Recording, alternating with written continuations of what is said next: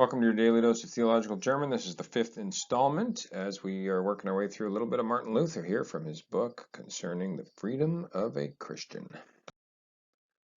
Darum. Okay, so here you have a da word, and what I like to do with these is translate the da part as there and then just translate the rest in a kind of wooden way with whatever typical gloss you have for it. And I think I've said this in previous episodes. So here you're going to say something like they're concerning, which is not an English expression, but when you think about other English expressions that are like that, therefore, therein, thereby, therewith, you can think they're concerning. Okay, so this is concerning what has just been said.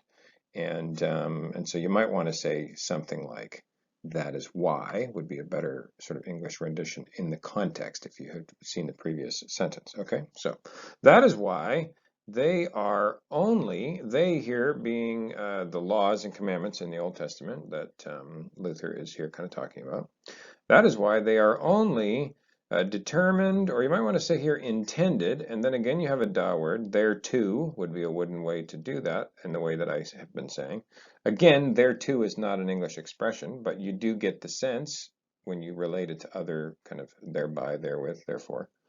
And so you might want to say in such a way would be a good way to do that. So they are intended in such a way that humanity therein, now actually I've expanded this because in Ziefle what it actually says is this word, which is just a compression of the expanded version there. So I've expanded it so you can kind of see what it is. It's another da word.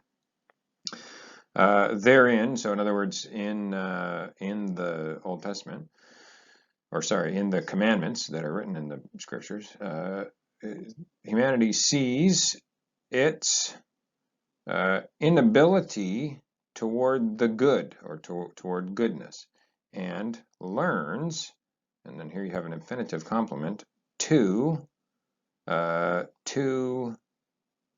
despair of itself. And we haven't looked up anything in the dictionary in a while. I think it would be a helpful example here to look up this infinitive verb. So you'll see here that this infinitive verb means something like to despair, but the reason I wanted to look this up is to just remind you that in your dictionary you have these other helps, and so you can see here that this tells you this verb typically occurs with this preposition on. Otherwise, it's not obvious that you would translate it the way that I did just from that preposition. You might be wondering, how's this preposition functioning? But in this dictionary entry, it tells you that when you have on plus a dative with this verb, you should use the translation of, which is what I did, right? And so to despair of, and it gives you the example there as well.